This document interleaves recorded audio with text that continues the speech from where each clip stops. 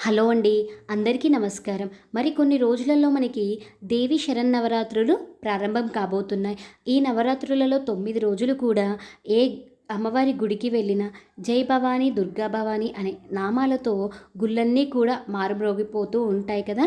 ఈరోజు ఈ వీడియోలో మరి అసలు మనకి ఈ శరన్నవరాత్రులు ఎప్పుడు ప్రారంభం కాబోతున్నాయి, ఇంట్లో 9 రోజులు కూడా అమ్మవారిని పూజ చేసుకునేవారు కలశ స్థాపన, అలాగే అఖండ దీపం ఎప్పుడు ఏ ఏ సమయాలలో పెట్టుకోవాలి, అమ్మవారు ఈ 9 రోజులలో కూడా ఏ రోజు ఏ రూపంలో మనకి దర్శనమిస్తారు, ఏ రంగు చీరను ధరింపజేయాలి, అలాగే అమ్మవారికి ఏ రోజు ఎలాంటి పూలతో పూజించాలి, నైవేద్యంగా ఏం సమర్పించాలి, ఏ రోజు అమ్మవారిని పూజించడం వల్ల మనకి ఎలాంటి ఫలితం కలుగుతుంది, అలాగే ఈ నవరాత్రులు ఎప్పుడు ముగుస్తున్నాయి, ఉద్వాసన ఎప్పుడు చెప్పుకోవాలి, మూల నక్షత్రం ఎప్పుడు వచ్చింది, అక్షరాభ్యాసం ఏ రోజున జరిపించాలి, ఇలాంటి అన్ని విషయాలు కూడా క్లియర్గా ఎక్స్ప్లెయిన్ చేయబోతున్నాను.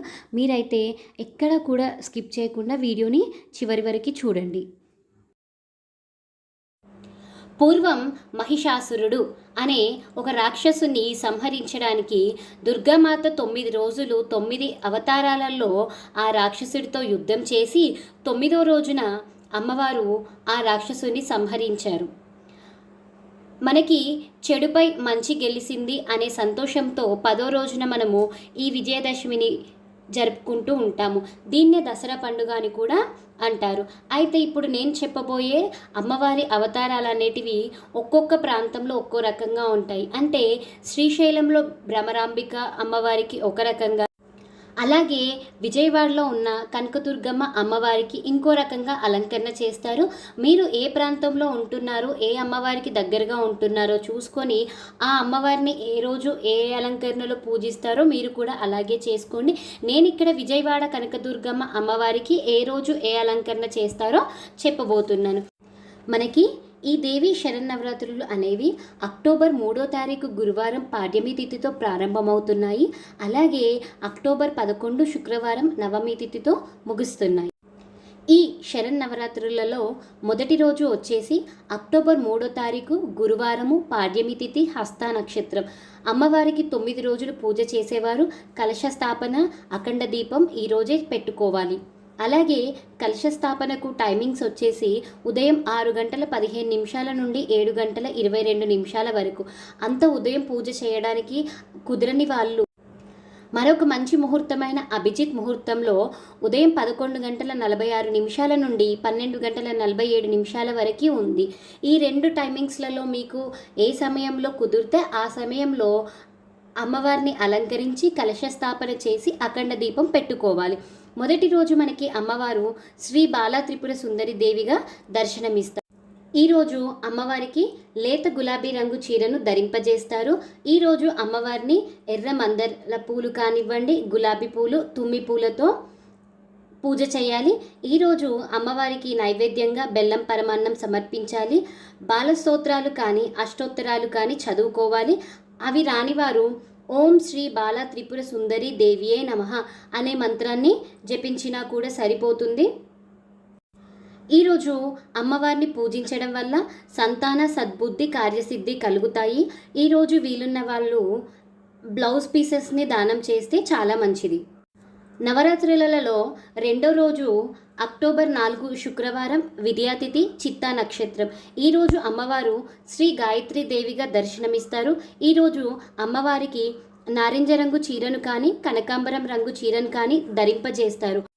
ఈరోజు అమ్మవారిని తామర పూలతో పూజించాలి. అలాగే నిమ్మకాయ పులిహోరను అమ్మవారికి నైవేద్యంగా సమర్పించాలి. ఈ రెండో రోజు మనము అమ్మవారి కోసం గాయత్రి మంత్రం కానీ స్తోత్రాలు కానీ గాయత్రి కవచం కానీ చదువుకోవాలి. అవి ఏవి తెలియని వారు ఓం శ్రీ గాయత్రి మాత్రే నమః అనే నామాన్ని జపించినా కూడా సరిపోతుంది. ఈరోజు అమ్మవారిని పూజించడం వల్ల మంత్రశక్తి తేజస్సు లభిస్తుంది. అలాగే ఈరోజు ఎర్రటి గాజులను దానంగా చేస్తే చాలా మంచిది. నవరాత్రులలో 3వ రోజు అక్టోబర్ 5 శనివారం తదియాతిథి స్వాతి నక్షత్రం. ఈరోజు అమ్మవారు శ్రీ అన్నపూర్ణాదేవిగా దర్శనమిస్తారు. ఈరోజు అమ్మవారికి గంధం రంగు చీరను ధరింపజేస్తారు. అమ్మవారికి మల్లెపూలు కానీ పొగడ పువ్వులతో కానీ పూజించాలి. అలాగే కొబ్బరి అన్నంని కానీ గారెలు కానీ దద్దోజనం కానీ నైవేద్యంగా సమర్పించాలి. ఈరోజు అమ్మవారి కోసం అన్నపూర్ణ అష్టకం కానీ లేదా ఓం శ్రీ అన్నపూర్ణ దేవ్యై నమః అనే మంత్రాన్ని కానీ జపించాలి. ఈరోజు అమ్మవారిని పూజించడం వల్ల సంపూర్ణ ఆరోగ్యం, ధనధాన్యాలు ప్రాప్తిస్తాయి. అలాగే ఈరోజు మనం ధాన్యాన్ని కానీ భోజనాన్ని కానీ దానం చేయాలి. నవరాత్రులలో 4వ రోజు అక్టోబర్ 6 ఆదివారము, చవితి తిథి, విశాఖ నక్షత్రం. ఈరోజు అమ్మవారు శ్రీ లలిత త్రిపుర సుందరి దేవిగా మనకు దర్శనమిస్తారు. అలాగే అమ్మవారికి ఈరోజు బంగారు రంగు చీరను ధరింపజేస్తారు.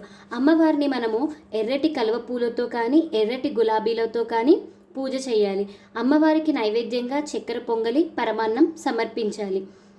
ఈరోజు లలితా సహస్రనామాలు చదువుకోవాలి, లేదంటే లలిత చాలీసా అయినా చదువుకోవచ్చు, లేదంటే అమ్మవారిని ఓం శ్రీ లలిత త్రిపుర సుందరి దేవ్యై నమః అనే మంత్రాన్ని జపిస్తూ కూడా పూజ చేసుకోవచ్చు. ఈరోజు మనం పూజ చేయడం వల్ల అఖండ కీర్తి అనేది ప్రాప్తిస్తుంది. ఈరోజు సహస్రనామ పుస్తకాలను దానం చేయాలి. నవరాత్రులలో 5వ రోజు అక్టోబర్ 7 సోమవారము, పంచమి తిథి, అనురాధ నక్షత్రం. ఈరోజు అమ్మవారు శ్రీ మహాచండీ దేవిగా దర్శనమిస్తారు. ఈరోజు అమ్మవారికి పసుపు రంగు చీరను కానీ బంగారు రంగు చీరను కానీ ధరింపజేస్తారు. అలాగే పసుపు రంగు పూలతో పూజిస్తారు.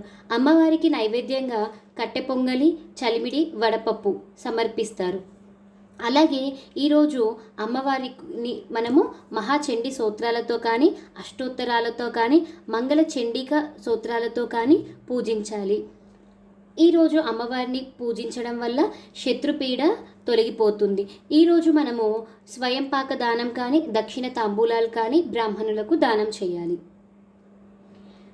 నవరాత్రులలో 6వ రోజు అక్టోబర్ 8 మంగళవారము, షష్ఠి తిథి, జ్యేష్ఠ నక్షత్రం.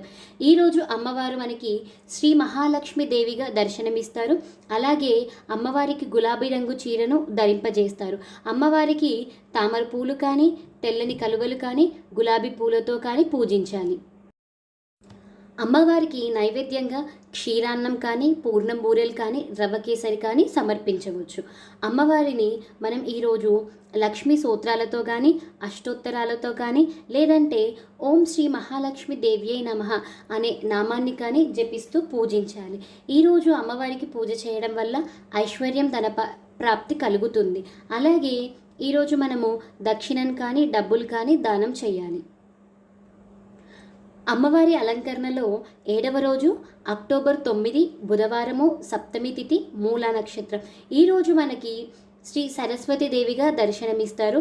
అక్షరాభ్యాసం చేసుకునే వాళ్ళు ఉదయము 9:03 నుండి 9:27 వరకు, లేదా సాయంత్రం 4:07 నుంచి 4:30 వరకు పూజ చేసుకోవచ్చు.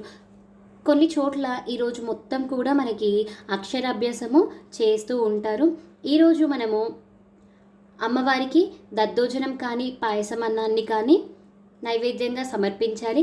అలాగే ఈరోజు అమ్మవారిని సరస్వతీదేవి అష్టోత్తరాలతో కానీ ఓం శ్రీ సరస్వతి దేవియే నమః అనే మంత్రాలతో కానీ జపించుకోవాలి. ఈరోజు అమ్మవారిని పూజించడం వల్ల విద్యాప్రాప్తి కలుగుతుంది. ఈరోజు పుస్తకాలను దానం చేయాలి.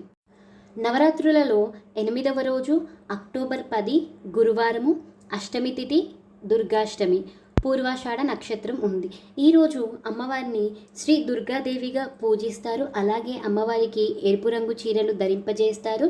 అలాగే ఎర్రటి పుష్పాలతో పూజిస్తారు. ఈరోజు అమ్మవారికి నైవేద్యంగా పులగం కానీ కదంబం కానీ సమర్పించారు. దుర్గాదేవి స్తోత్రాలు కానీ అష్టోత్తరాలు కానీ లేదంటే ఓం దుమ్ దుర్గయై నమః అనే నామాన్ని కానీ జపించాలి. ఈరోజు అమ్మవారిని పూజించడం వల్ల శత్రువులపై విజయాన్ని సాధిస్తారు. అలాగే ఈరోజు ఎర్రటి చీరలను దానం చేస్తే చాలా మంచిది. నవరాత్రులలో 9వ రోజు అక్టోబర్ 11 శుక్రవారం, నవమి తిథి, ఉత్తరాషాఢ నక్షత్రం. ఈరోజు అమ్మవారు మనకి శ్రీ మహిషాసుర మర్దిని దేవిగా దర్శనమిస్తారు. ఈరోజు అమ్మవారికి కాఫీ రంగు చీరను కానీ నీలిరంగు చీరను కానీ ధరింపజేస్తారు. ఈరోజు అమ్మవారిని నల్ల కలువలతో కానీ శంకు పూలతో కానీ పూజించాలి. ఈరోజు అమ్మవారికి చింతపండు పులిహోరను కానీ గారెలు, వడపప్పు, పానకాన్ని కానీ నైవేద్యంగా సమర్పించాలి. ఈరోజు మనము మహిషాసుర మర్దిని సూత్రాలు కానీ లేదంటే ఓం శ్రీ మహిషాసుర మర్దిని దేవ్యై నమః అనే నామాన్ని కానీ జపించాలి. ఈరోజు అమ్మవారిని పూజించడం వల్ల ధైర్యం, విజయం సాధిస్తాము. అలాగే ఈరోజు స్వయం పాకదానం చేయాలి. నవరాత్రులలో చివరి రోజు అక్టోబర్ 12 శనివారం దశమి తిథి. ఈరోజు విజయదశమి, శ్రవణ నక్షత్రం. ఈరోజు అమ్మవారు శ్రీ రాజరాజేశ్వరి దేవిగా దర్శనమిస్తారు. ఈరోజు అమ్మవారికి ఆకుపచ్చ రంగు చీరను ధరింపజేస్తారు. అమ్మవారిని ఎర్రటి పూలతో కానీ సుగంధభరితమైన పువ్వులతో కానీ పూజ చేయాలి. ఈరోజు అమ్మవారికి శాకాన్నం మహానైవేద్యాన్ని సమర్పించాలి. ఈరోజు అమ్మవారిని రాజరాజేశ్వరి అష్టకం కానీ లేదంటే ఓం శ్రీ రాజరాజేశ్వరి మాత్రే నమః అనే నామాన్ని కానీ జపించాలి. ఈరోజు అమ్మవారిని పూజించడం వల్ల శక్తి, సౌభాగ్యం ప్రాప్తిస్తాయి. ఈ 9 రోజుల పూజ తర్వాత మనము 10వ రోజున కలశాన్ని, అఖండ దీపాన్ని, పీఠాన్ని అన్నీ కూడా కదిలించాలి.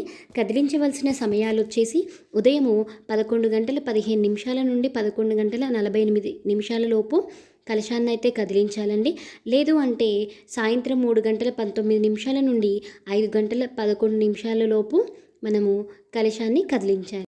ఒకవేళ అమ్మవారి పూజ చేయాలి అనుకొని ఎలాంటి నైవేద్యాలు చేయలేని వాళ్ళు మీకు వచ్చిన నైవేద్యాన్ని ఏదైనా కూడా అలాగే మీకు దొరికిన పూలతో అమ్మవారిని పూజించినా సరిపోతుంది. ఇంకా ఏమైనా డౌట్స్ ఉంటే కింద కమెంట్ సెక్షన్లో తెలపండి. Thank you for watching.